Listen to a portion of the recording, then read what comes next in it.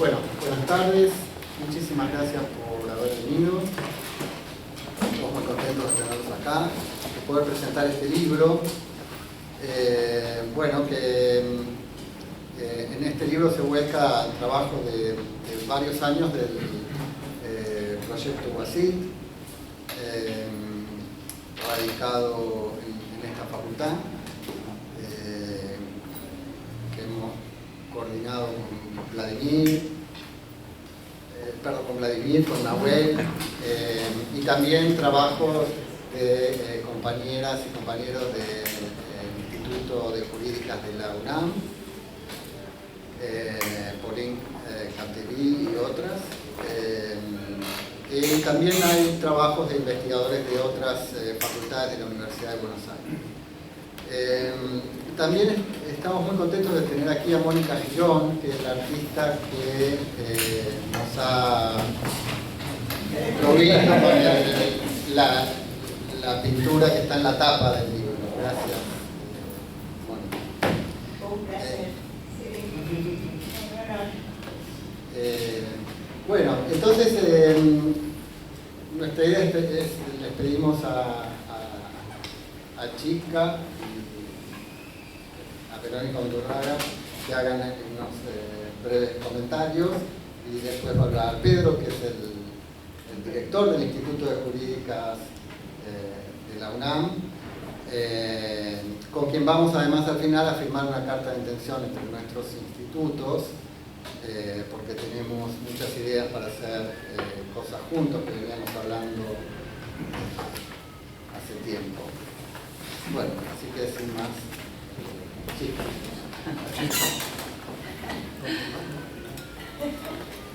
Bueno, yo no he preparado comentarios generales sobre el libro porque me parece que Pedro, ¿no? Después, me pidieron que me centrara más en la primera parte, entonces como que vamos a ir muy directo a la materia. Antes de eso, de todas maneras, quiero decir que estoy encantada de estar aquí. ¿Sí? Gracias por la invitación. En este instituto han pasado cosas verdaderamente importantes para la historia intelectual de la humanidad. Y me da mucho gusto, Vladimir, gracias por la invitación. Hacía mucho que te quería conocer, por referencias múltiples. El libro tiene varias partes. Sí, hay una parte en la que se cruza autonomía con derechos reproductivos, otra con laicidad. A mí, la parte en la que me voy a centrar, lo que hace un poco es explorar esta vinculación a autonomía e igualdad en relación con lo que los editores han denominado asuntos de democracia. Y efectivamente se ocupan de temas que apelan un poco a lo intersubjetivo, a lo colectivo, lo político, las fronteras entre lo público y lo privado. Se trata de un conjunto de contribuciones que abrevan y aportan a grandes debates filosóficos a la luz de problemas y contextos muy contemporáneos: política de drogas, medio ambiente, pluralismo cultural, federalismo. Pero además creo que dan elementos que impulsan a continuar esos debates que el libro plantea en varias direcciones posibles, y un poco lo que haré en estos minutos es apuntar algunas de las ideas que la lectura me generó en esa perspectiva, ¿no? La de cómo quizá continuar y profundizar algunas de las cosas que estos textos plantean, ¿sí? Entonces voy a ir brevemente uno por uno y diré algunas cosas. El primero es un texto de Marcelo Alegre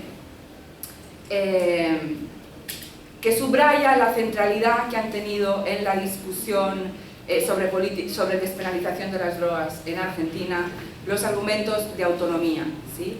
Alegre destaca que los argumentos liberales sobre la necesidad de eliminar la punición de tenencias de drogas para el consumo han apelado fundamentalmente a consideraciones antiutilitaristas, según las cuales no se justifica interferir en los intereses básicos de las personas para favorecer beneficios colectivos como salud pública o reducción de acciones antisociales, y antiperfeccionistas, que subrayan simplemente la necesidad de no imponer coactivamente desde el Estado a los individuos por fuerza casi nada, incluso en los casos en donde desde una perspectiva de daños o desde una perspectiva sustantiva uno podría tener argumentos para decir que ciertas opciones son mejores que otras, ¿no?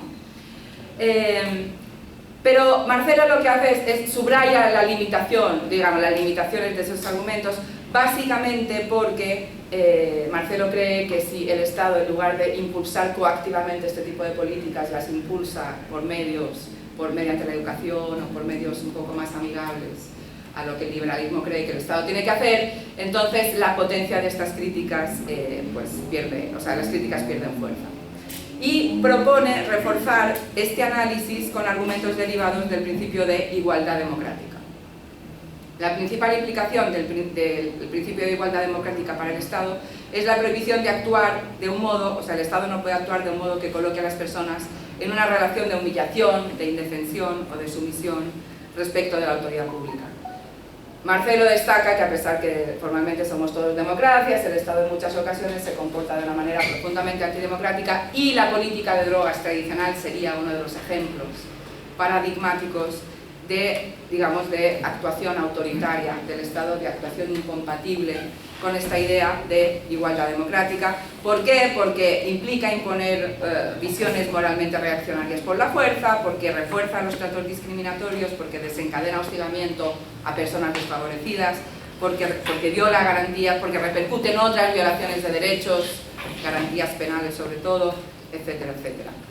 Y después desarrolla una exégesis de la jurisprudencia de la Corte Suprema Argentina, ahí no me voy a meter, sobre la base de lo dicho en el caso Arriola, ¿sí? Que es el que declara que la criminalización del consumo es inconstitucional, a la luz de un caso anterior, Bazterrica, que Marcelo lee, a la luz del voto de Petraki, y en donde, y ahí es una de las dudas, en donde encuentra en un puntito la visión de igualdad, a pesar de que todo parece indicar que todo es como autonomía más clásica, él ve en un punto, ¿no?, algo en lo que plantar esta idea como mucho más fortificada, ¿sí?, para abordar estos temas.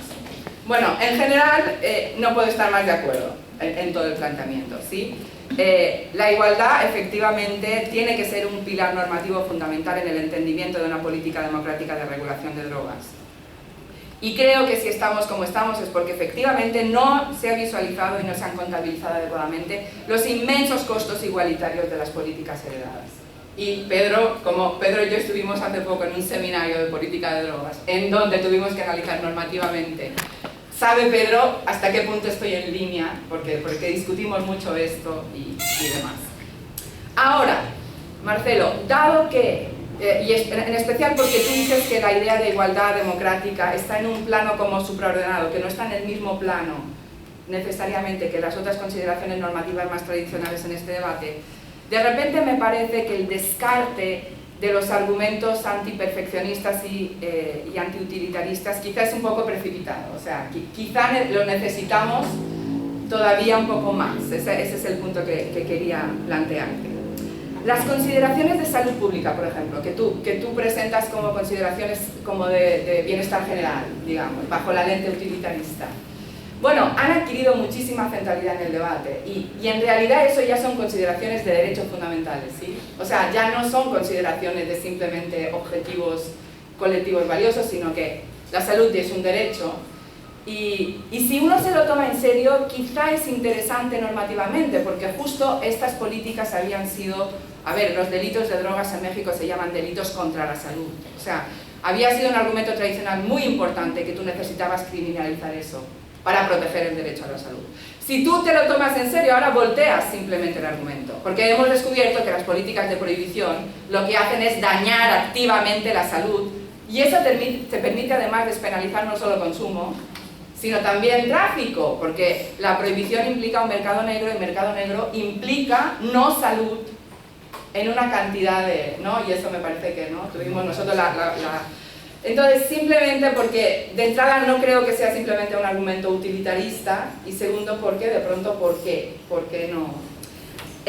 Ahora, claro, entiendo que en el capítulo a ti te interesa sobre todo por una cuestión de énfasis, un poco ponerlos de lado, porque para presentar esta visión como más robusta, basada en la igualdad democrática. Pero, ahí me surge otra pregunta. ¿Cuál es, o sea, me parece que planteas una cuestión interesante, pero que tienes que pensar la cuestión del alcance del argumento de igualdad democrática, ¿vale? ¿Por qué? Porque si lo pensamos, lo que tú dices, que yo lo comparto, se aplica la penalización de todos los delitos, la penalización de todo, ¿se entiende? ¿Por qué? Porque no hemos conseguido tener unos sistemas penales que no discriminen de criminalización primaria y secundaria no discriminatorios. O sea que si te tomas en serio el argumento de igualdad democrática, ese argumento creo que no dice nada específico de política de drogas, ¿me entiendes? Dice algo y eso es muy potente, ¿no? Y el argumento es extremadamente poderoso, pero al mismo tiempo, bueno, si te lo tomas en serio acabamos con el derecho penal en un montón de ámbitos. Por eso quizá, y ahora regreso a mi propuesta que Pedro conoce, pero que no la he acabado de escribir ni nada, pero después podemos platicar. Pero por eso yo creo que en materia de despenalización de drogas sí necesitamos como 3 pilares que se refuerzan mutuamente pero que también se contienen mutuamente y que te permiten justificar cosas diferentes para drogas o para aborto, que creo que normativamente es un debate muy similar, a debates de penalización de otras cosas. Y los 3 pilares son igualdad, libre desarrollo de la personalidad o autonomía y salud.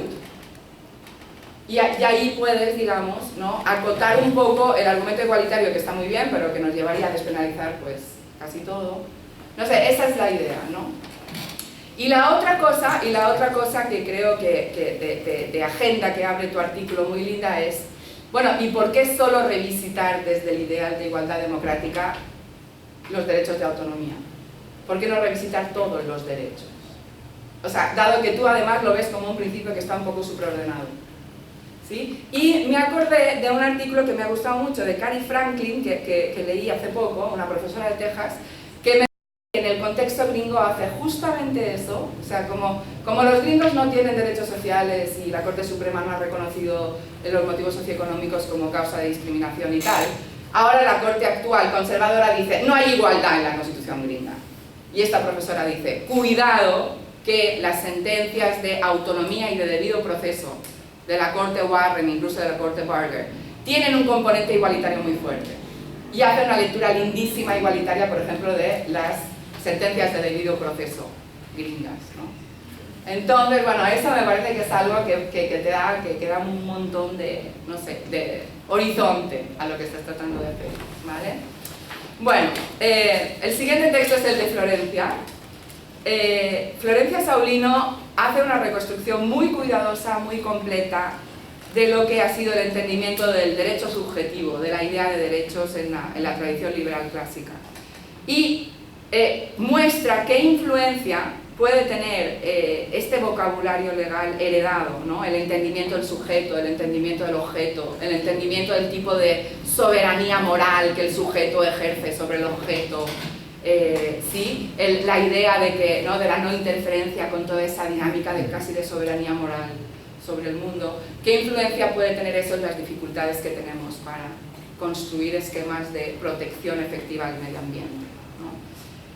Además, muestras, digamos, de qué manera la idea de derecho subjetivo ha sido modelado, o de qué manera los derechos de autonomía han sido modelados sobre la base de la idea de propiedad, ¿no? Que digamos que comparte todo lo que hemos dicho, pero que lo lleva un poco casi a su límite, ¿no?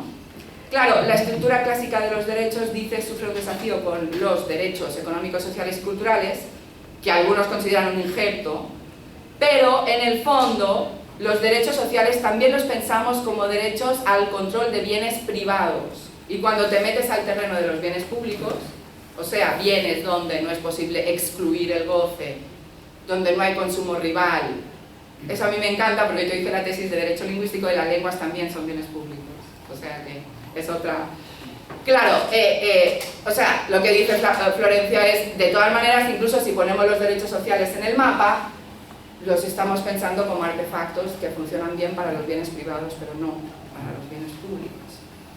En conclusión, me parece que el texto destaca los inmensos costos que tiene el vocabulario filosófico y jurídico heredado, incluido el lugar central que en su contexto ocupa la autonomía modelada en clave propietaria, digamos, para tratar ciertos temas. Y yo creo esencialmente que tiene razón, ¿sí? Lo que pienso es que lo que valdría ahora la pena es trabajar en la identificación más concreta de los obstáculos impuestos por este vocabulario filosófico. O sea, simplemente continuar todo esto ya en un ámbito un poco más middle ground, ¿sí? ¿Por qué? Porque fíjate, en algún sentido desde el derecho positivo podríamos decir que la historia que cuentas no es tan así, en el sentido de, pues de que sí, de que a nivel, o sea, de que a nivel de derecho positivo sí que hay algunos desarrollos que parecen que han erosionado el dibujo clásico de lo que son los derechos. Por ejemplo, estaba pensando, en Europa, por lo menos yo ya fui socializada en la facultad con una idea del derecho de propiedad que es para nada esta, ¿sí? O sea, yo entiendo muy bien lo que tú dices porque después vine a América y dije, Dios mío, ¿sí? O sea, esto es el mundo del individualismo en la propiedad. Pero digamos, lo que yo viví de más joven también es cierto, en unas facultades de derecho en donde la propiedad es un derecho que no se presenta como fundamental, que se presenta como un derecho definido por sus límites, en donde el derecho urbanístico es una asignatura importante en la facultad, también es indicativo de mucho.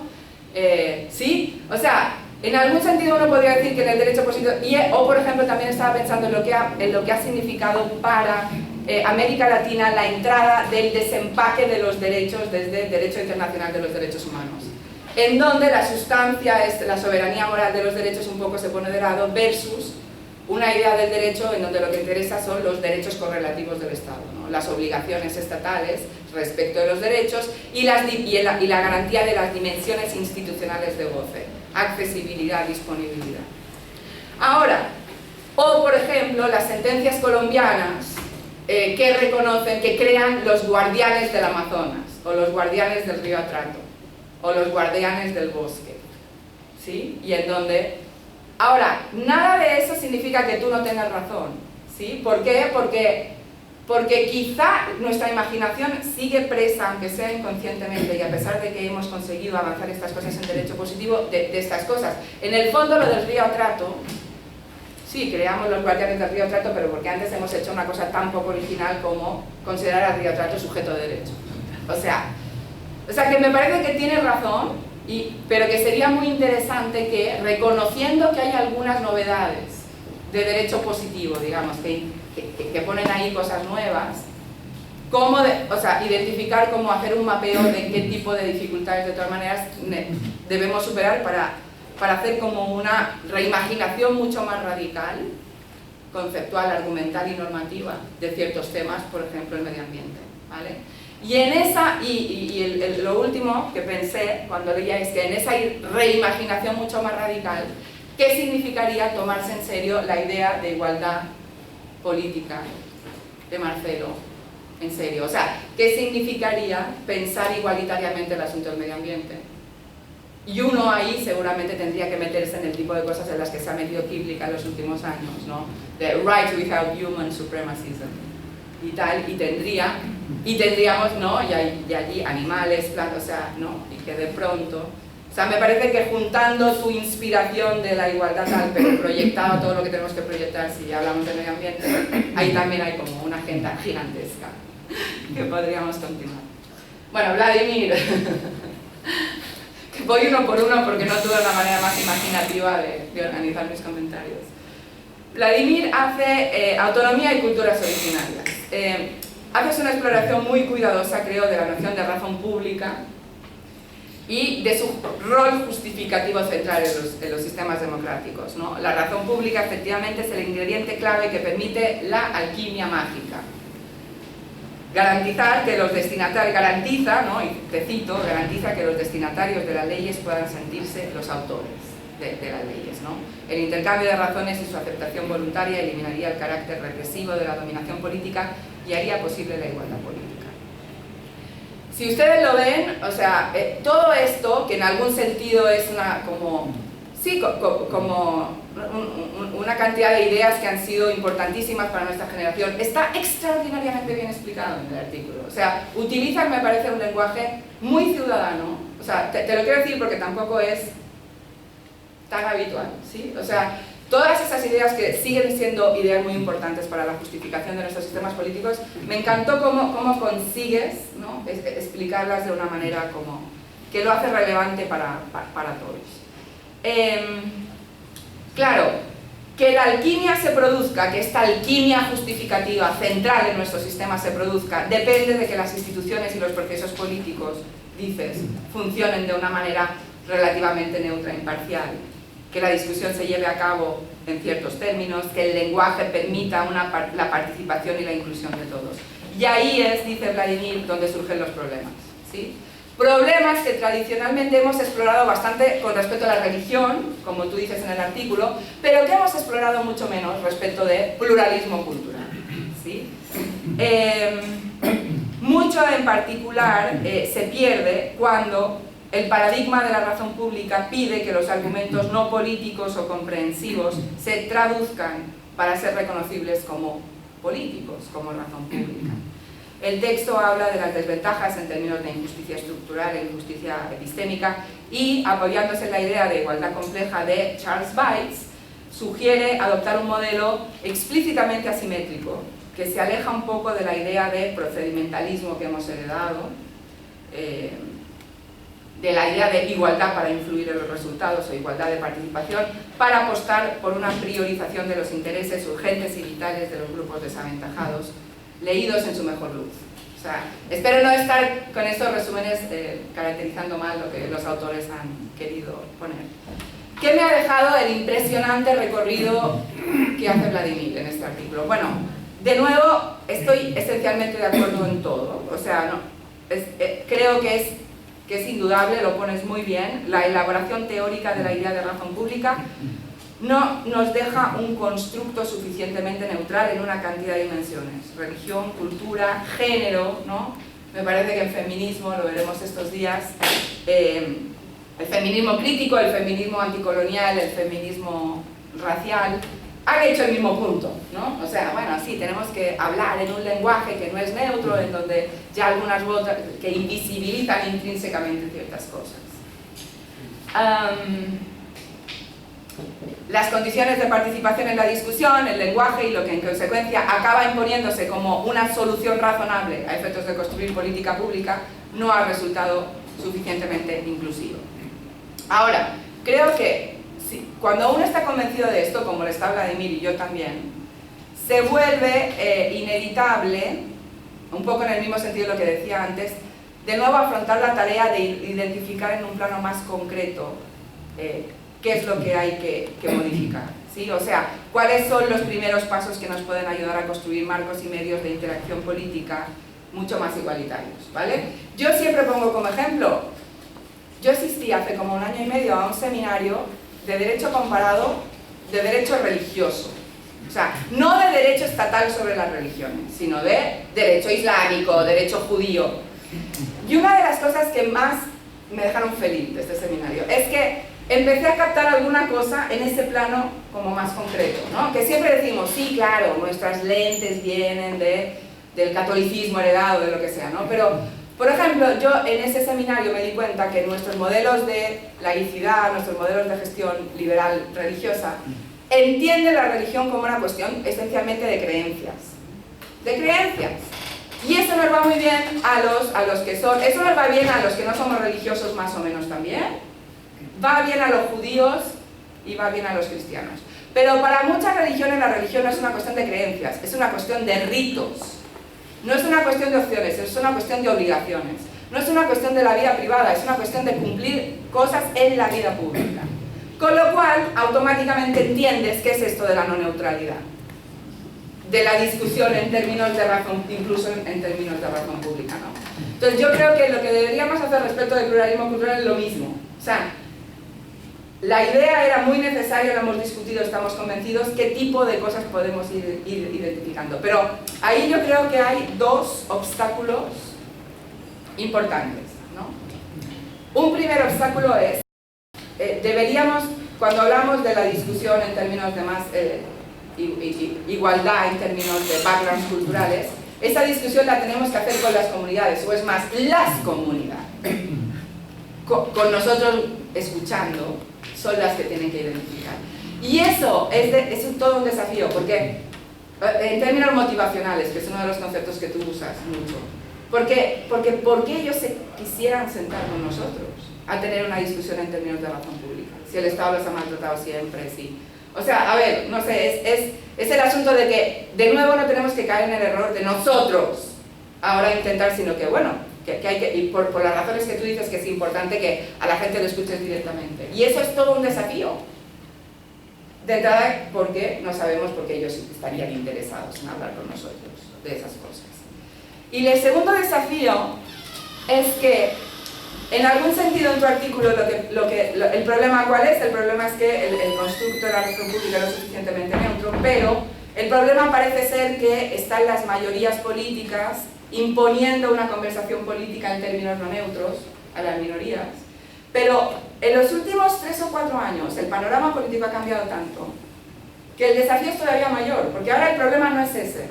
El problema son mayorías políticas que rechazan el ideal de la razón pública, que les vale gorro, ¿sí? Que no están interesados ni siquiera en ese lenguaje del reconocimiento del otro. O sea, me hizo pensar mucho en eso, en el asunto de los Modis, de los Bolsonaros de este mundo, de los Trumps de este mundo.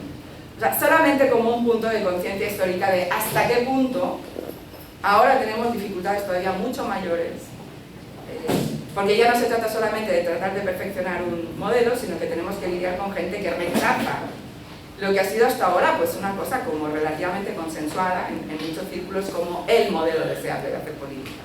Y eso está siendo, digamos, rechazado por mayorías políticas que están en el poder en muchos países. Bueno,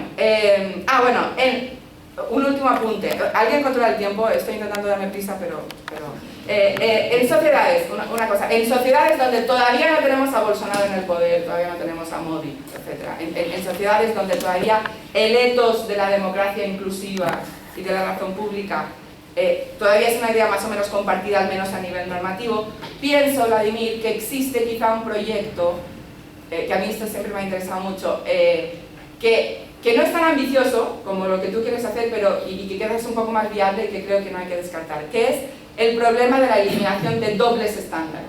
O sea, ¿por qué? Porque a veces dentro del paradigma nuestro de inclusión y discusión política tenemos herramientas que permitirían un reconocimiento y una inclusión mayor de comunidades culturales mayores. Y el problema es que no, ¿sí? que no los aplicamos, que nuestro propio paradigma es más rico y es más inclusivo, pero tenemos problemas.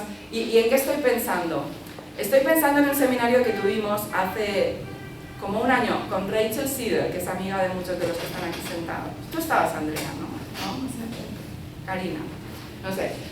Que me hizo pensar en esto. Rachel estaba hablando de los proyectos que tienen ellas, que son antropólogas jurídicas, en algún sentido de codificación o de documentación o de materialización del derecho indígena, ¿sí? Entonces ellos van y hacen unos vídeos y hacen unos libros en Guatemala acerca de lo que ocurre del derecho indígena. Y Rachel, que es maravillosa profesora y demás, fue a presentar a las comunidades de Guatemala sus libros y sus vídeos sobre derecho indígena. Y alguien levantó la mano en la comunidad y dijo, pero es que esto no es el derecho indígena. No, esto es lo que pasa en un proceso. Pero el derecho indígena no, es otra cosa. Y me hizo pensar mucho en el asunto del doble estándar, ¿sí? Porque ninguno de nosotros diría que el derecho indígena es lo que pasa en cualquier juicio civil mexicano en el día a día. O sea, nosotros para dar cuenta del derecho tenemos filosofía del derecho, sociología del derecho, teoría del derecho.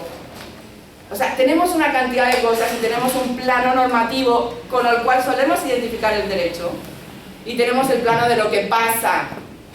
Y de pronto diríamos que lo que pasa en un proceso penal típico en México es una violación del derecho, no el derecho aplicado. ¿Se entiende? ¿Por qué digo esto? Porque es interesante. O sea, de pronto nuestras propias, digamos, tradiciones que siguen impuestas porque mayoritariamente ciertos patrones de entendimiento jurídico y político del mundo están ahí, de pronto nos permiten hacer un poquito, ¿no? Solo aplicando sin dobles estándares. ¿Por qué el derecho indígena va a ser menos que nuestro derecho? ¿Por qué vamos a necesitar menos asignaturas que las 12 metodológicamente que usamos para dar cuenta de nuestro, ¿no?, súper sofisticado derecho mayoritario? Entonces la idea del doble estándar a mí me gusta mucho y te la quería contar. Damián Azrak ¿está aquí? No lo conozco. Hola. Bueno, Damián también aporta este libro un artículo, un texto sobre un tema que a mí me apasiona y que creo que ha sido bastante marginado, hay muy poco trabajo académico, y es muy importante, efectivamente, que es el federalismo de los derechos, por decirlo de alguna manera, ¿no? Yo creo que la parte de protección multinivel judicial de derechos sí que ha sido sexy, ¿no? El asunto del diálogo entre los jueces, que lo interamericano, lo local, lo nacional. Y habría que pensar por qué, porque ahí sí hemos tenido un boom de protección académica, de protección de derechos multinivel, pero eso no ha pasado en el plano en el que tú te sitúas, que es el plano de la acción política más amplia, más estructural, más relacionada con, sin duda, con la idea de democracia, ¿no? Y bueno, el texto de Damián lo que hace es, partiendo de una exploración de la noción de orden público, ¿no? En particular de la idea de leyes de orden público en el ordenamiento argentino, pensar si se podrían convertir en una herramienta útil en la construcción de un sistema en Argentina que equilibre tres cosas: autonomía individual, autonomía colectiva e igualdad. Damián describe los rasgos básicos del federalismo argentino, que parece ser un federalismo como desde abajo, ¿no? Como el estadounidense o el alemán, en donde se usan en principio técnicas jurídicas propias de este modelo, como es la taxatividad de las competencias atribuidas a la federación, cláusulas residuales a favor de las provincias, pero con todo, Azraq registra claros rasgos de evolución a favor de un panorama un poquito más centralizado y sugiere que, defiende la necesidad de que existan mecanismos que aseguren un cierto piso mínimo de derechos, ¿no? En el sistema federal argentino, como modo de asegurar lo que Nino llamaría las precondiciones de la autonomía, ¿no? Que es este vínculo muy lindo que hace con los otros temas del libro, ¿no? La garantía de un paquete mínimo de bienestar material, de libertades que dé sentido al ejercicio de la autonomía y de la democracia en todo el país, ¿no? Y sostiene que quizá técnicas de federalismo cooperativo y demás podrían jugar un papel interesante ahí y demás. El texto es muy interesante, sobre todo les digo porque es un tema que nunca se vincula con las grandes discusiones filosóficas que tenemos sobre estos temas, pero en donde ciertamente sí se me hace un tema en donde adoptar posiciones de principio es muy difícil, ¿sí? Entonces, lo que tú propones, Damián, a mí me parece razonable en el contexto argentino, o sea, la idea de leyes de mínimo, la idea de leyes marco, que en algún punto apuntas, pero la verdad es que quizá no sería optimizador en otro, ¿sí? O sea, me cuesta a mí también mucho hacer teoría general en eso. O sea, me cuesta sobre todo la idea de que la unificación en sí misma es buena, incluso de la perspectiva de los derechos. Esa idea me cuesta. Y creo que, no sé, que lo que se tiene que teorizar en este tema necesariamente tiene que ser más contextual que en otros temas. Es bueno, o sea, la idea de que un piso mínimo para todos, me gusta, obviamente, ¿quién se puede oponer a eso? Pero, y apoyamos que, no sé, la suscripción de tratados internacionales para eso. Pero mi duda es, sí, pero eso lo apoyamos simplemente porque pensamos que todas las personas merecen eso. No creo que lo pensemos que porque los argentinos para ser argentinos, versus simplemente de Salta, ¿se entiende? O sea, me cuesta ligar la plausibilidad de esa idea con una teoría fuerte de que eso depende o no de las fronteras, de que la frontera nacional en sí misma tiene algo que jugar, ¿sí? Por ejemplo, o sea, sería buena idea subir el mínimo este de derechos dentro de las fronteras. Yo creo que depende de la política que tienes a nivel federal. Te doy el ejemplo de México, ¿no? México, la Ciudad de México tiene una sensibilidad política muy distinta al resto del país. Y en algún sentido, en la notable descentralización de algunos temas de derechos en México, uno podría ser que ha sido una ventaja, ¿sí? Porque ha permitido matrimonio igualitario en algunos lugares cuando si se hubiera tenido que hacer a nivel federal no se hubiera conseguido, porque ha creado como, ¡ay, ostras! Ya se puede casar la gente con quien quiere en el DF, y ha tenido como un efecto de imitación que incluso ha sido importante a nivel reivindicativo, porque ha permitido el aborto de plazo, ¿no? En una sociedad como la mexicana tuviste, porque hasta ahora que el gobierno de la ciudad, y esto no tiene precedentes, que el gobierno de la ciudad y el gobierno federal están en manos de las mismas fuerzas políticas, pero hasta antes el diálogo entre el gobierno federal y el gobierno del DF ha sido una cosa que ha sido... Entonces, bueno, me parece, de nuevo, creo que la reflexión final sobre tu texto también lo ligaría a este contexto más amplio. Tiene que ser muy contextual porque de pronto lo que funciona en Argentina, y estoy de acuerdo contigo, está bien, pero sí nos interesa ahora que California sea más progre que Trump. O sea, nos interesa que haya ciudades santuario. Nos interesa, no sé, como que puesto en este marco más amplio, te muestra todavía la mayor dificultad, digamos, de tratar de pensar esto en términos teóricos. O sea, que bueno, también hay como mucho por continuar y me gustó mucho. Finalmente, Marcelo, ya termino, te lo juro. Último texto de esta parte.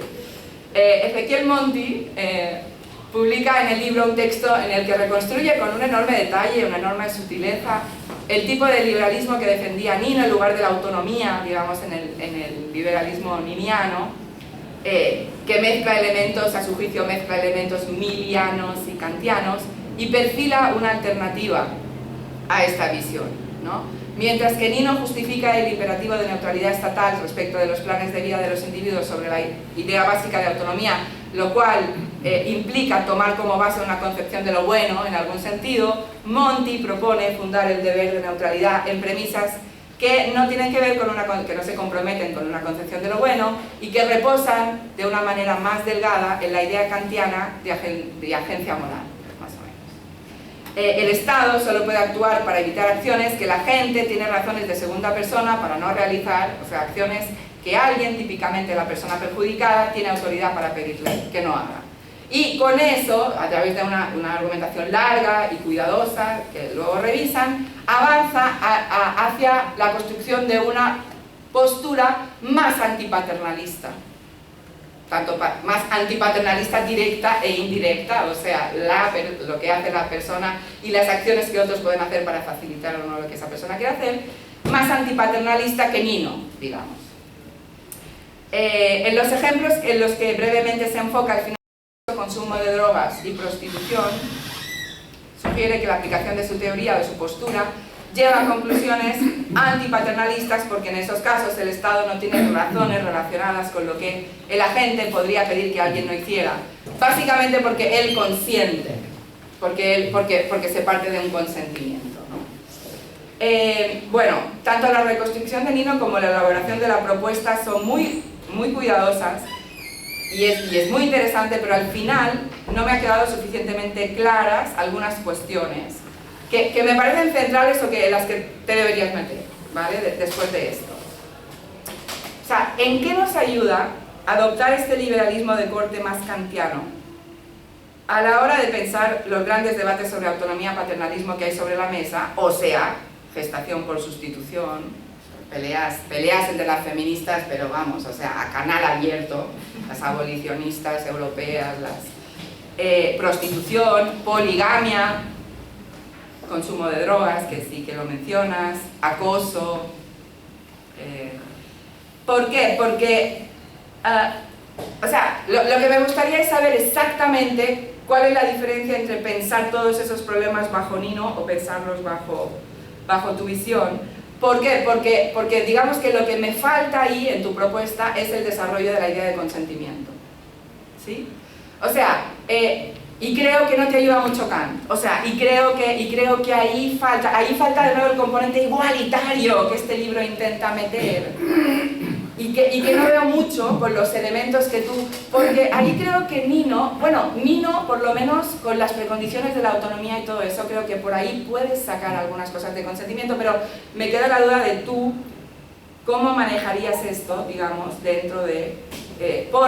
y cómo tú, o sea, lo que me gustaría es que después de todo esto te metieras en eso, en pensar, bueno, ¿qué implica mi postura frente a las teorías de la autonomía relacional, ¿sí?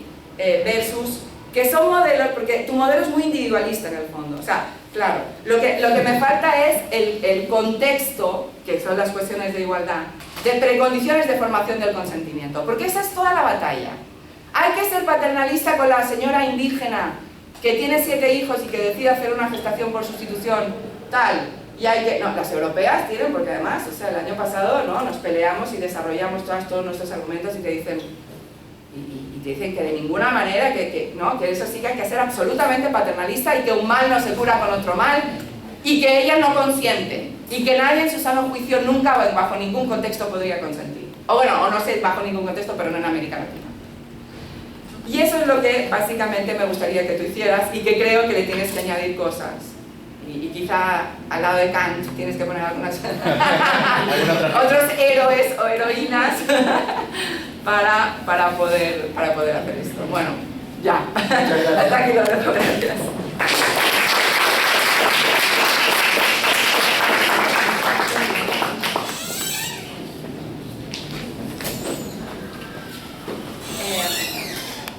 Bueno, buenas tardes. Para mí es una alegría estar compartiendo con ustedes en la presentación de este libro tan interesante, dirigido por Marcelo, y también gracias por la confianza de Marcelo, de Pauline, de Vladimir y de Nahuel, que son los coordinadores. La confianza que me entregan en pedirme, me dieron un comentario breve, son menos textos, son de la segunda parte sobre autonomía y justicia reproductiva, son 4 artículos, pero aprovecho de empezar felicitándolos porque así como se ha notado por el comentario de Chisca que es un aporte enorme este libro, abre un montón de temas, las perspectivas de las autoras y los autores son originales, o sea, realmente los felicito y las felicito por una estupenda obra. Bueno, el hilo conductor de los artículos de la sección sobre autonomía y justicia reproductiva, yo diría que es la pregunta sobre cómo pensar el derecho a la autonomía en el plano de la sexualidad y la reproducción en una sociedad que aspiramos en que se nos reconozca como libres e iguales. Yo diría que esa es como la pregunta que está detrás de todos los artículos, ¿no? El artículo de Pauline no está acá. No, está en México. Sí, está en México. Y de Fernando Alitas, ¿tampoco? Investigador de los institutos, pero él no. Como quería saber. Bueno, el artículo de Pauline Capdevielle y de Fernando Alitas, que se llama Laicidad y principio de autonomía, una mirada de los derechos sexuales y reproductivos, se cuestiona hasta qué punto la demanda por un Estado laico favorece la autonomía sexual y reproductiva. Y a mí me parece que tienen toda la razón cuando afirman que por un lado la laicidad puede fortalecer la autonomía personal en la medida que la laicidad es un proyecto de emancipación intelectual, una reivindicación de la razón por sobre el dogma, como dicen ellos. Y sin embargo, ellos advierten, y yo creo que también con mucha lucidez, que si el proyecto de laicidad mantiene acríticamente la problemática de división de las esferas públicas y privadas, o sea, si reivindica la laicidad para los ciudadanos que actúan en la esfera pública y considera que el lugar de las creencias religiosas es la esfera privada, a donde estas creencias debieran estar replegadas, se corre el riesgo de legitimar la intervención o la presencia del poder religioso precisamente en el ámbito de la familia, de la sexualidad, de la reproducción, de la crianza, es decir, se le reconoce al poder religioso un enorme poder para, la repetición, para regular la sexualidad y la reproducción. Por ejemplo, en el ámbito de la educación sexual de los niños, el argumento podría ser, bueno, este es un tema que debe quedar entregado a los padres, ¿no es cierto?, a las creencias morales, religiosas de los padres necesariamente.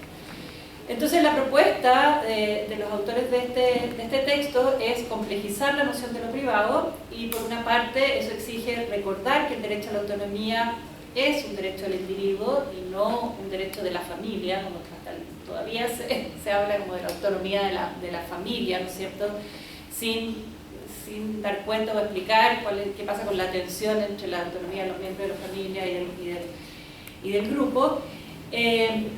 Y en ese sentido es perfectamente exigible que el Estado intervenga cuando hay situaciones de verdadera subordinación de algunos miembros de la familia respecto de otros, o como dicen los autores, solamente en el marco de una verdadera igualdad podemos entender la familia como esfera privada.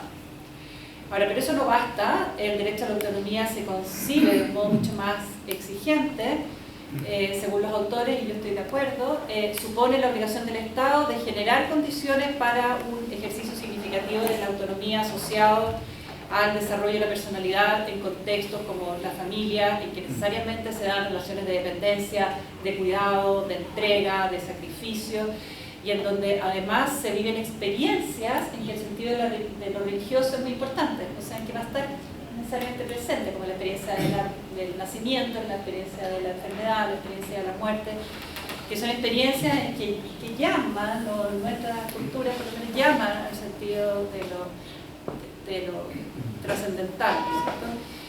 Y entonces, en ese contexto, las obligaciones del Estado no pueden ser meramente de abstención, aunque sí, en alguna medida, el Estado tiene que respetar la intimidad de esos procesos, de algunos procesos que se dan en el ámbito de la familia, sino que yo creo que también, esto no lo dicen los autores, pero yo creo que también los autores empiezan, dan como dicen una frase, que hay que reconcebir el derecho a la autonomía en el ámbito de lo privado, y eso va a la vez a reconfigurar el ámbito de lo privado. Pero yo creo que ahí entra totalmente la idea de la autonomía relacional, o sea, el ámbito de la familia no es el ámbito, ¿no es cierto?, no funciona igual que el ámbito del mercado, el ámbito de la política, etcétera, sino que efectivamente hay mucho más interdependencia, hay mucho más entregas incondicionales, eso se da, hay mucho más sacrificio que se quiere o que se debe o que resulta que uno está ahí y tiene que hacerlo. Entonces, ahí se necesita un concepto de autonomía y de privacidad distinto. Y entonces, ¿cuál es el papel del Estado? Esa es una pregunta que también deja como abierto el texto.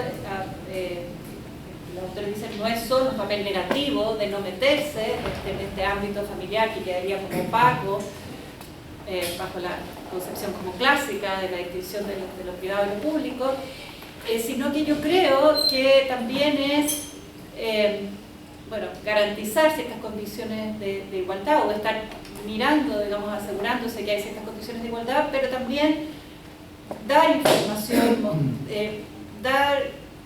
ofrecer medidas para la creación de capacidades para desarrollar capabilities, quizás como para desarrollar la autonomía, también la autonomía en moverse en el ámbito de las relaciones familiares, ¿no es cierto?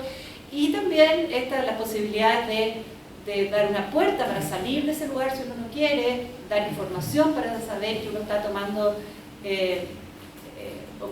opciones significativas y que tiene otros horizontes, ¿no es cierto?, también a la vista.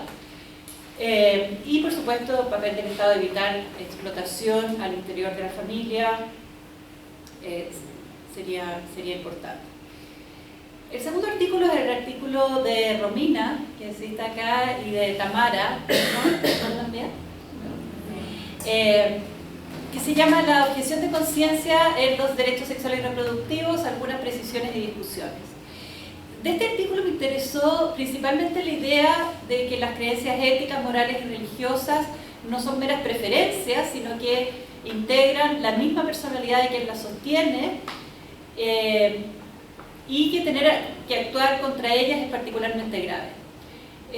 Eso me parece interesante. Yo más bien veo que puede haber una especie de continuo, ¿no? Yo creo que hay porque estoy pensando en las creencias religiosas, morales, etcétera, que impactan en lo que una persona cree que puede hacer o no puede hacer, o en su manera de mirar la provisión de servicios sanitarios, ¿no? Estoy viendo eso.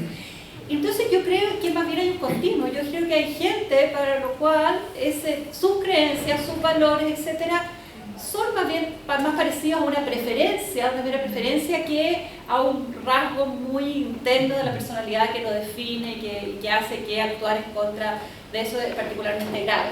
Pero lo que me interesó de esa idea que tú dijiste, que yo nunca lo había, es como, que a lo mejor todo el mundo lo ve así, pero a mí no se me había ocurrido. ¿Ah? Yo dije, a lo mejor todo el mundo lo ve así, y yo soy la única que no. Porque ustedes lo dicen como es obvio. Y dije, pero qué interesante, me dio como una manera distinta de mirarla. Verlo como una especie de rasgo de la autodefinición, que es evidente, porque están las cláusulas también de la cláusula de no discriminación, no se va a discriminar por religión y todo, por eso dije que tonta, se me hubiera ocurrido antes verlo así. Pero yo creo que en esto no es tan así, que hay gente específicamente que podría ejercer o que podría pensar en ejercer la objeción de conciencia para el servicio sanitario, para quienes sus creencias son casi como meras preferencias, y que hay un continuo hasta gente que realmente se le va la vida en eso. Pero eso, lo que me interesó es que refuerza la idea de que la objeción de conciencia sanitaria debe ser muy seria, basada en razones personales, o sea, tiene que tener que ver con la autodefinición y razones que además deben ser muy intensas, muy profundas. ¿Qué es lo que siempre hemos dicho? Que hay que justificar de alguna manera la objeción de conciencia, que no hay que tratarla como una mera preferencia. Y por lo mismo se explica que sea excepcional, porque no todas las personas tienen creencias tan intensas que les impidan cumplir con un trabajo que la sociedad considera legítimo. Díganle como raro, que si la sociedad, la lex artis medica considera legítimos, haya demasiadas personas que conciban esto como un rasgo muy importante para la autodefinición. Y por otro lado, me pareció muy pertinente la cita que ustedes hacen a Marcelo Alegre cuando señalan que el análisis del derecho a la objeción de conciencia sería radicalmente defectuoso si prescindiera de considerar el marco en el que se desarrolla esta práctica. Porque es posible que la práctica, cuando se transforma en una negación sistemática de derechos a grupos estructuralmente discriminados como las mujeres o las personas empobrecidas, termine provocando que la libertad de uno sea la dominación de otros. Entonces me parece que se junta muy bien el primer argumento con este segundo, y creo que la cita es perfecta de alguna manera. O sea, puede ser incluso que las creencias no sean meras preferencias y que estén más del lado del continuo de elementos de autodefinición muy importantes, pero también eso normalmente en los temas de derechos sexuales y reproductivos, en que la gente mira solo un lado, el lado que le interesa, se pierde. Entonces es muy importante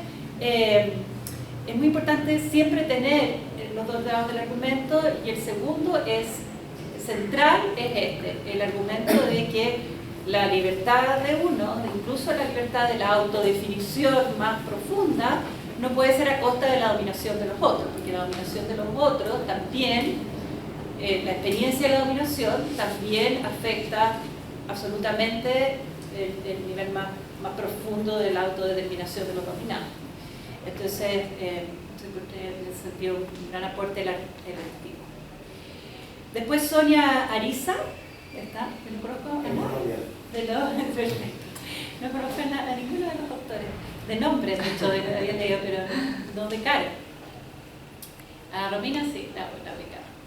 Bien, Sonia Ariza escribe un artículo muy necesario, muy interesante sobre las regulaciones de la objeción de conciencia sanitaria. Ella y las va revisando, y está basado en un estudio empírico. Es realmente muy útil, aporta mucho. Y ella concluye que en la mayoría de las regulaciones hay un abordaje muy precario en aspectos de gestión sanitaria en el manejo de la objeción de conciencia.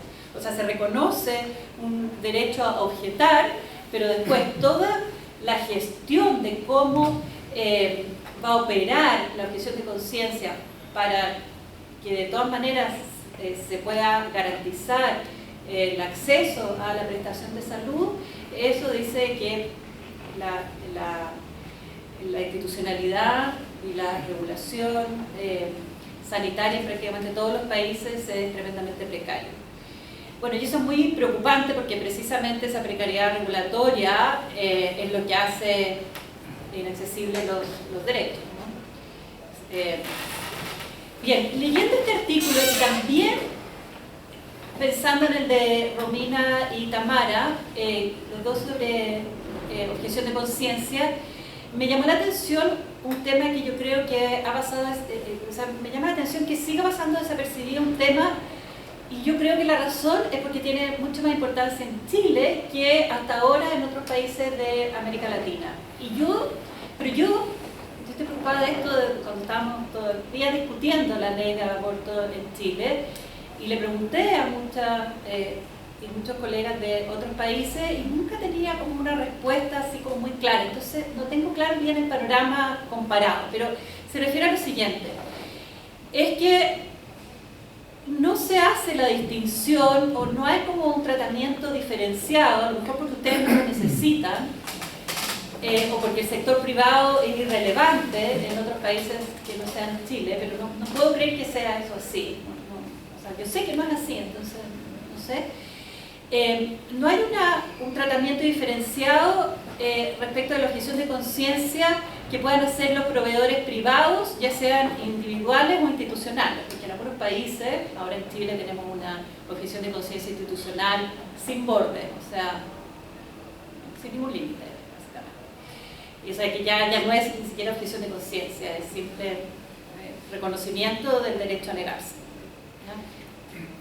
Bueno, las razones que da Sonia Ariza para fundamentar los requisitos como que es necesario que regulatoriamente se exija que la persona que va a objetar explicite la objeción de conciencia, su objeción de conciencia de manera formal, ¿no es cierto?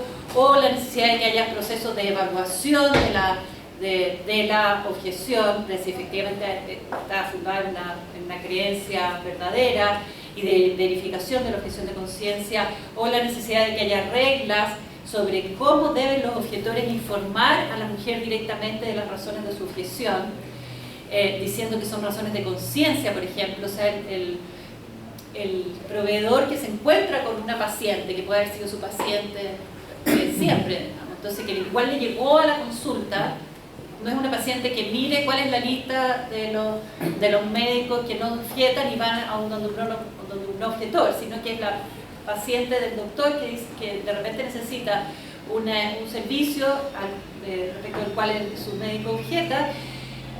Cuando el médico está al frente de la paciente, ¿cómo le tiene que informar? Y una de las reglas que Sonia Ariza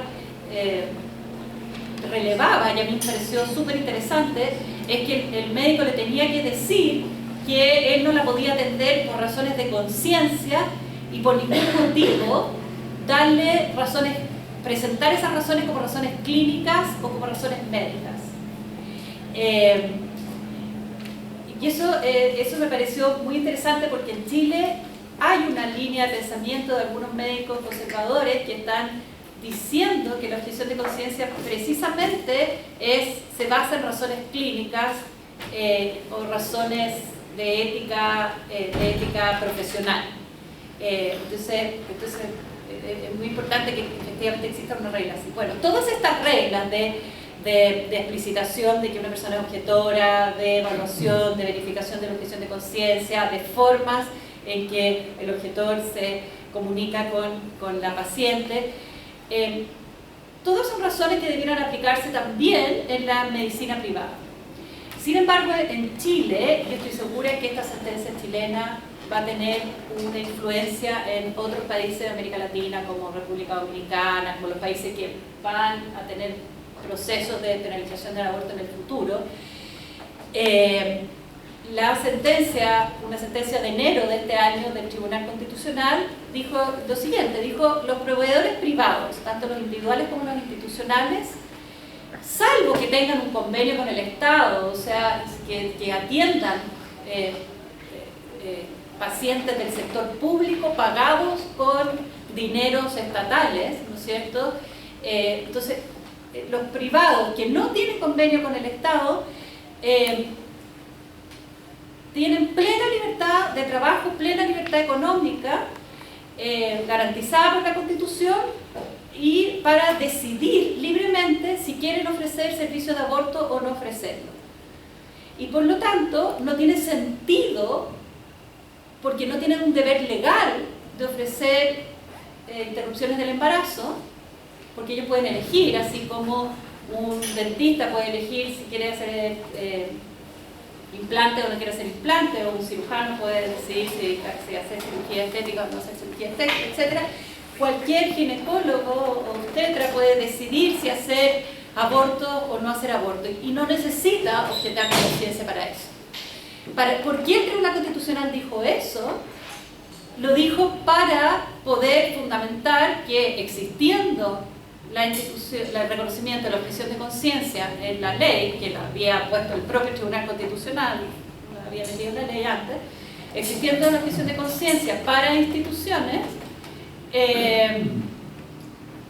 y no se le aplica a las instituciones privadas que no tienen convenio con el Estado, porque no tienen ningún deber legal de ofrecer el aborto. Por lo tanto, las instituciones públicas que tienen convenio con el Estado sí pueden objetar de conciencia, que era lo que le interesaba decir al Tribunal Constitucional. Entonces ahora pueden objetar de conciencia las instituciones públicas que atiendan a los pacientes, las instituciones privadas que atiendan a los pacientes del sector público, porque a los otros privados no tienen, en el fondo, que objetar. Y la ley tiene que existir para alguien, ¿no? Entonces, pero todas estas razones que da Sonia sobre la regulación de la gestión de la objeción de conciencia son razones que también las mujeres necesitan que se le apliquen al sector privado. En Chile el sector privado son prácticamente casi el 20% de la gente que se atiende en el sector privado. ¿Se fijan?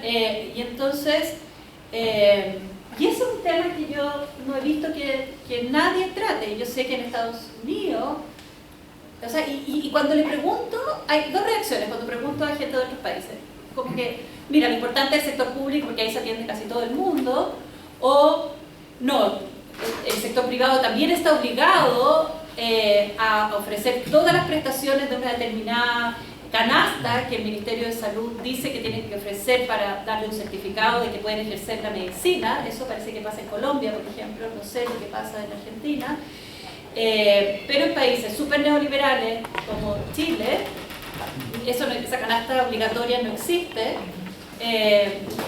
y por lo tanto toda una provisión de, o sea, un montón de gente que puede objetar en la práctica sin adquirir las obligaciones del objetor, la obligación de derivar, la obligación de informar, la obligación de hacer todo el diagnóstico, de ofrecer todos los servicios previos al aborto y posteriores al aborto, etc. Entonces, me llama un poco la atención que ese tema, que va a ser, yo creo que muy importante en varios países de América Latina, en que hay el sector privado supliendo la precariedad de la red pública de salud, en el fondo no se trata. Así que como que lo dejo planteado como un tema interesante. Y el último artículo de esta sección del libro es el de Héctor Mendoza, tampoco está, ¿no? Y María de Jesús Medina, México, y que se titula La inseminación casera, un caso nada ortodoxo para el derecho mexicano. Este artículo plantea los desafíos jurídicos y éticos de una práctica que probablemente se va a seguir expandiendo.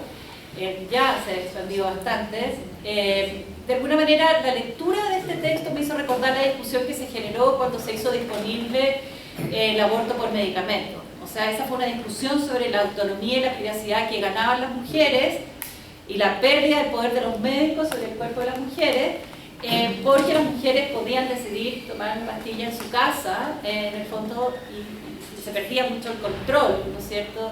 Y se perdía el contexto médico y la necesidad de hacer las cosas, de hacer un aborto en el hospital, etc. Y me recordó inmediatamente el título de un artículo de Sally Sheldon, creo que es la autora de ese artículo, que se llama Can the State Control Swallowing? O sea, ¿puede el Estado controlar el acto de tragar? Y a propósito de la inseminación casera, se abre una discusión similar que nos obliga a pensar en un nuevo marco o escenario desde el que vamos a tener que pensar no solo la reproducción, sino que aquí también la filiación. Y ahí la cosa se pone como bastante más difícil, ¿no? Yo me acuerdo que estuve en un seminario en la Autónoma de Madrid en que se planteó el tema de la inseminación casera a propósito de esta empresa noruega que vende los gametos y los manda así como por sí, los manda por Amazon, no, de verdad, con el kit de instrucciones, qué sé yo. Y había profesores de Derecho Internacional Privado que empezaron como a discutir el tema de Derecho Internacional Privado. Había profesores de libre competencia que empezaron a decir, pero esto es un dumping. Había profesores, ¿me entiendes? Después había profesores de constitucional y de privado, o sea, realmente trastoca un montón de áreas, ¿no?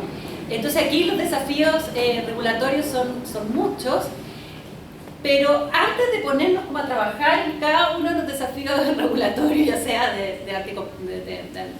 sobre competencia, sobre el derecho internacional privado, el constitucional, lo que sea, yo creo que primero tenemos que identificar cuáles son los beneficios y los riesgos de la autonomía personal en este contexto y qué otros derechos o valores, aparte de la autonomía, se ven afectados positiva o negativamente en este nuevo escenario. ¿Tiene un poco también parecido o algo que ver con el tema de la gestación por subrogación, ¿no es cierto?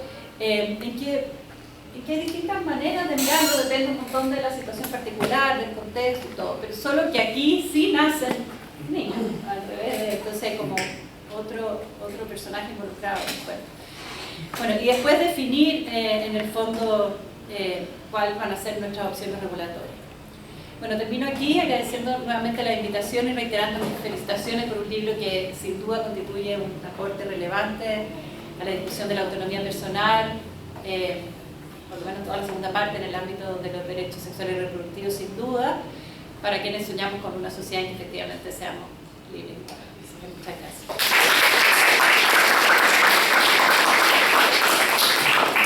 Pues muchas gracias. A mí me toca nada más hacer, digamos, unas palabras generales sobre cómo llega el proyecto al Instituto de Investigaciones Jurídicas. Por supuesto que agradezco muchísimo la presentación de los textos y lamento nadie me encargó que lo hiciera, no encargarme de la tercera parte, aunque leí varios de los textos del libro en estos días. A mí es Vladimir Chorny quien me comenta que existe este proyecto que habían venido trabajando con la dirección de Marcelo y que nos permite ir materializando una colaboración entre nuestras instituciones que no es nueva, pero que hemos decidido ir intensificando en el tiempo. Es quizá de este periodo la primera coedición entre nuestros dos institutos, nuestras dos universidades, y es un proyecto en el cual además, como ya lo comentaban y como se pudo ver, participan también autores, autoras además del Instituto de Investigaciones Jurídicas de la UNAM, junto con autores de esta universidad, y eso la verdad es que es un gusto. Debo decir algo, esto no es relevante desde el punto de vista del contenido de la obra es muy buena en sí misma y cada artículo de los que he leído, no lo he leído al 100%, como se ha podido ver acá, tiene una densidad teórica y conceptual muy fuerte, tienen aproximaciones polémicas y propositivas, abordan temáticas relevantes y lo hacen desde una perspectiva, y esto es lo que iba a decir, digamos, muy fresca de miradas. Las generaciones que escriben, está desde Marcelo, pero hay que decirlo, es una generación en su mayoría muy joven la que es la autoridad de acá, lo cual, vuelvo a decirlo, no demerita en nada la calidad de los textos, al contrario, es como una muy grata confirmación de que se están formando gentes, personas, mujeres y hombres muy sólidos en el ámbito de las reflexiones de estas temáticas y que sin duda serán una generación, ya lo son ahora, muy potente en lo que pueden aportar a discusiones que tienen tiempo, pero que siempre es bueno mirarlas con rigor teórico y metodológico, pero también con miradores que van acumulando, digamos, de alguna forma perspectivas innovadoras, y creo que eso es muy relevante. Vuelvo a decirlo, girar en torno al concepto de autonomía y desdoblar el concepto de autonomía en todos los temas en los que el libro se lo plantea es sumamente sugerente. No quiere decir que todas las autoras y todos los autores tengan una misma noción de autonomía. Desde ahí hay algo, digamos, ya que vale la pena también discutir, ¿no?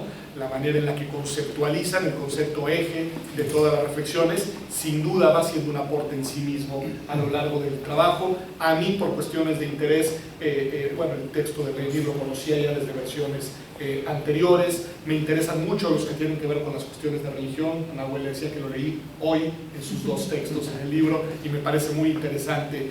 Sobre todo el segundo me gusta mucho cómo contrasta y cómo digamos, escapa de las camisas de fuerza de Habermas y Rawls alrededor de una vieja discusión que tiene que ver con el papel, digamos, de los argumentos religiosos, en este caso en la construcción de instituciones internacionales. Y me parece que hay ahí algo que vale la pena ver y que hace de alguna manera diálogo con lo del tema de la traducción, digamos, ¿no? de si se debe o no traducir a un lenguaje de razón pública argumentos, en este caso basados en dogmas y no necesariamente en razones, y creo que ahí hay algo que merece la pena seguir siendo discutido. Se ha discutido mucho y merece la pena discutirlo como lo haces, mirando el efecto práctico en la construcción de instituciones que pretenden, en este caso a nivel internacional, regular, digamos, materias de interés general. Ahí hay algo que vale la pena. El libro se presentó hoy mismo en México, en el Instituto de Investigaciones Jurídicas, lo cual pues también me da mucho gusto. La coincidencia fue así, no la habíamos planeado de esta manera, esto lo organizamos aprovechando que estamos por acá, algunos el día de hoy. Y bueno, lo último que diré es, lo dice muy bien Marcelo, este es simplemente una colaboración de muchas más que ya hemos hecho y que seguiremos haciendo.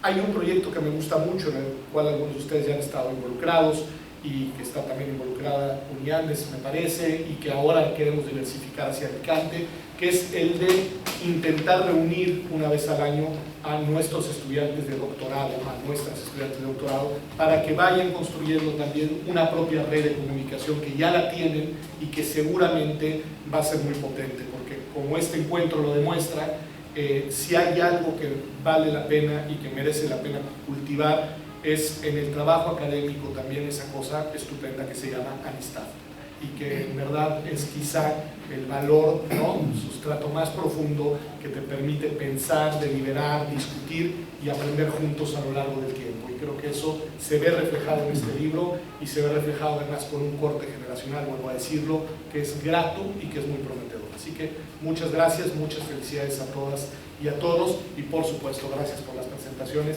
tan detalladas y además, pues, como tenían que ser, no descriptivas sino polémicas, y además que invitan a un seminario que no tendrá lugar el día de hoy, tendrá lugar más adelante o, mejor así, a lo largo de muchas vidas. Así que muchas gracias.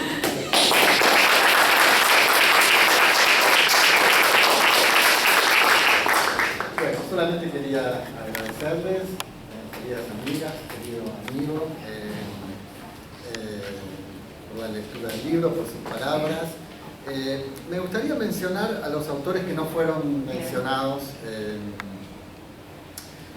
Patricio Kenny, que escribió sobre el artículo 2 de la Constitución, la famosa polémica sobre qué significa la cláusula de sostenimiento de la religión. Julio Rivera Hijo, que escribió también sobre libertad de expresión y lesión a los sentimientos religiosos en el contexto de la sociedad secular. Sol Prieto, que escribió sobre catolicismo y educación en los debates parlamentarios de la Ley de Educación de Salta, un texto sociológico muy interesante. Y Hernán Gulco, que escribió sobre el caso Alperovich, que se declaró inconstitucional la obligación de un gobernador de jurar por los santos evangelios. Y yo tendría que decir que es lo que más me gusta de este libro, es el tono general, en el sentido de vincular la teorización jurídica, política, filosófica con temas concretos. Y como ejemplo de eso pongo, bueno, la intervención que nuestro grupo tuvo en la discusión en la Corte sobre la inconstitucionalidad de la ley de la provincia de Salta que establecía la educación religiosa obligatoria en las escuelas. Pero digo, en general, lo que más me enorgullece de este libro es que combina, como dije, teorización con un compromiso con expresarse, manifestarse respecto de cuestiones prácticas. Entonces, lo último sería que Pedro y yo firmásemos... Entonces, ¿quién? No este acuerdo entre nuestras instituciones. Invitarlos a todos a compartir unos sanguchitos y unas gaseosas. Pero muchísimas gracias por la presencia de todos.